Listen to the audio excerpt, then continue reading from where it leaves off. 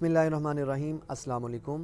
देखो सुनो जागो के साथ मैं हूं आपका मेज़बान मोहम्मद इब्राहिम शफ़क़त। नाज़रीन, आज हम बात करेंगे कारोबार, तिजारत या दुकानदारी के हवाले से। सबसे पहले हम देखते हैं कि इस्लाम दुकानदारी, तिजारत या कारोबार के हवाले से क्या बताता है। और हदीस पाक का मफ़हूम है कि अल्लाह रब्बुल इज़्ज़त ने कारोबार रिज़्क़ के 10 हिस्से किए हैं और 10 हिस्सों में से 9 हिस्से उसको तिजारत में रखा है। यानी जो तिजारत के पेशा इख्तियार करते हैं 9 हिस्से रिज़्क़ के उनके लिए हैं और एक जो हिस्सा रिज़्क़ का है वो दीगर जो पेशे दुनिया में राइज हैं उनके लिए है। अगर हम इंसानी तारीख़ को और इस्लामी तारीख़ को देखें तो हमें पता चलता है कि मुतअद्दिद अंबिया अलैहिमुस्सलाम तिजारत के पेशे से मुंसलिक रहे और इवन हमारे ख़ातमुन नबिय्यीन हज़रत मोहम्मद सल्लल्लाहु अलैहि वसल्लम तिजारत के पेशे से मुंसलिक रहे और आप अलैहिस्सलातु वस्सलाम के मुतअद्दिद सहाबा, यहाँ तक कि बहुत से मशहूर सहाबा तिजारत के पेशे से मुंसलिक रहे। नाज़रीन, आज हम इसी हवाले से बात करेंगे कि तिजारत कैसे की जाए और तिजारत में तरक्की और कामयाबी हासिल कैसे की जाए। सबसे पहला तरीका तो तिजारत में कामयाबी का ये है कि कोई भी तिजारत, कोई भी काम अगर कोई इंसान करना चाहता है तो सबसे पहले उसको सीखना होता है कि उसको उसकी जो मरकज़ है वहाँ पे जाके एक वक्त दे के उसको बैठ के उसकी जो बारीकियाँ हैं उनको समझा जाता है, उसके लेन देन के जो राइज तरीके हैं उनको समझा जाता है और एक स्पेसिफ़िक टाइम पीरियड के बाद एक बंदा इसके लिए इस काबिल होता है कि वो अपना कारोबार या अपनी दुकान शुरू कर सके।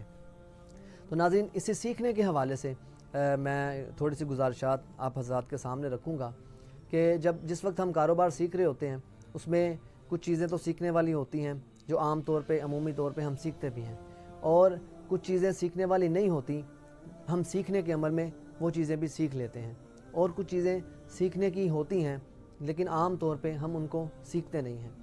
तो सीखने के अमल में जो मरकज़ में जाना, दुकान पे जाके बैठना या किसी दुकान पे किसी काम की मुलाजमत करना, ये तो आम तौर पे राइज है। ये हम जब कोई भी कारोबार करना चाहता है तो ये हम देखते हैं कि हर बंदा ये चीज़ें सीखता है। लेकिन जो चीज़ सीखने की नहीं है, जो हम सीखने में सीख जाते हैं, वो धोखा, गाहक के साथ बदतमीज़ी या अपनी ज़बान का हेर फेर या झूठ, ये चीज़ें सीखने की नहीं होती। क्योंकि आम तौर पे दुकानों में कहा जाता है कि इत्थे ते गल्लां दा खटिया खाना है, हालांकि गल्लों का, बातों का खटा नहीं मिलता। रिज़्क़ अल्लाह रब्बुल इज़्ज़त की ज़ात अपने ख़जानों से देती है। तो ये बात बिल्कुल गलत है कि अगर आप किसी गाहक को उसके ऊपर अपनी बातों से मेहनत करेंगे और अपनी बातों पे इन्हिसार करेंगे कि मैं अपनी बातों का कमाया खाऊंगा, तो ऐसा मुमकिन नहीं है। दूसरे नंबर पे झूठ बोलना, कोई चीज़ बेचने के लिए मुख्तलिफ़ किस्म के झूठ बोल दिए कि इसका तो पहले इतना रेट लगा था या ये हमें इतने की पड़ी है, हालांकि इतने की पड़ी नहीं होती। ना ही गाहक आपसे पूछता है, गाहक पूछता भी नहीं आपको कितने की पड़ी। लेकिन एक चीज़ गाहक को मुतमईन करने के लिए झूठ का सहारा ये आम तौर पे दुकानों में इंसान सीखते हैं और सिखाया जाता है। तो नाज़रीन, ये सीखने की बातें नहीं हैं। अल्लाह रब्बुल इज़्ज़त पे जिस वक्त हम रिज़्क़ हलाल के लिए निकले हैं तो अल्लाह रब्बुल इज़्ज़त पे मुकम्मल यकीन रखें कि रिज़्क़ अल्लाह रब्बुल इज़्ज़त की ज़ात देती है। हमें हुक्म है कि हम बस निकलें, किसी काम, कोई मेहनत हाथ पल्ला मारें, रिज़्क़ अल्लाह रब्बुल इज़्ज़त की ज़ात देगी। तो ये काम सीख लेते हैं लेकिन सीखने के नहीं हैं। तीसरे नंबर पे बात यह है कि जो काम हमारे सीखने के हैं वो आम तौर पे हम नहीं सीखते।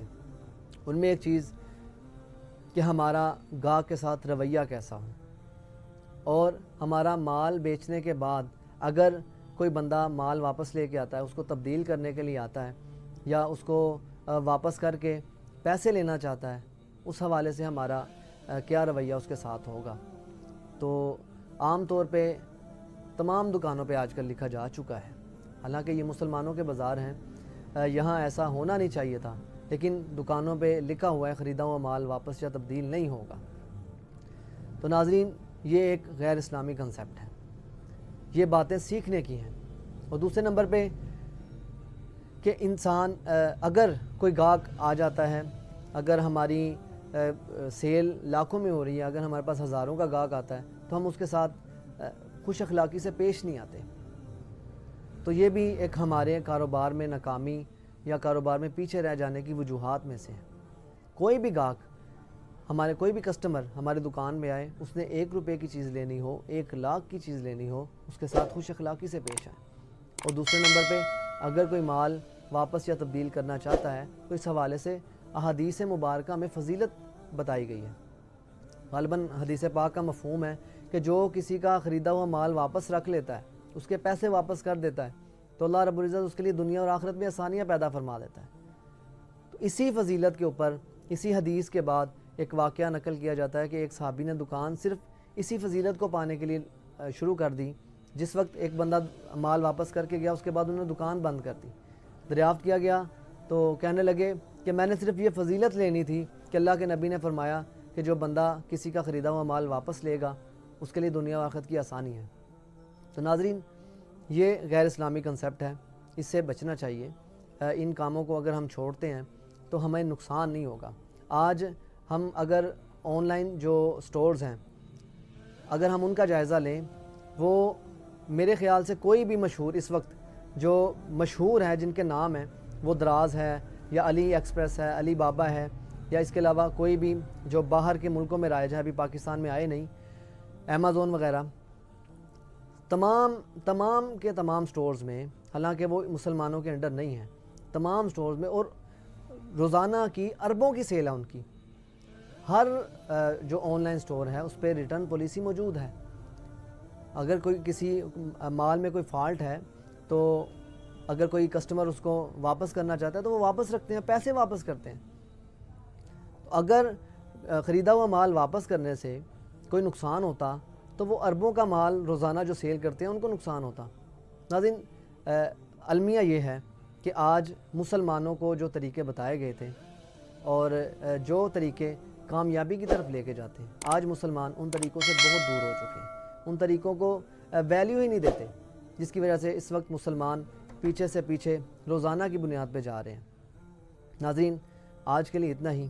مزید ویڈیوز کے لیے ہمارے چینل کو سبسکرائب کر لیجئے. یہ ویڈیو آپ کو پسند آئی ہو اس کو لائک کر دیں اور اس کو اپنے دوستوں کے ساتھ شیئر کریں. ملتے ہیں اگلی ویڈیو میں. اللہ حافظ.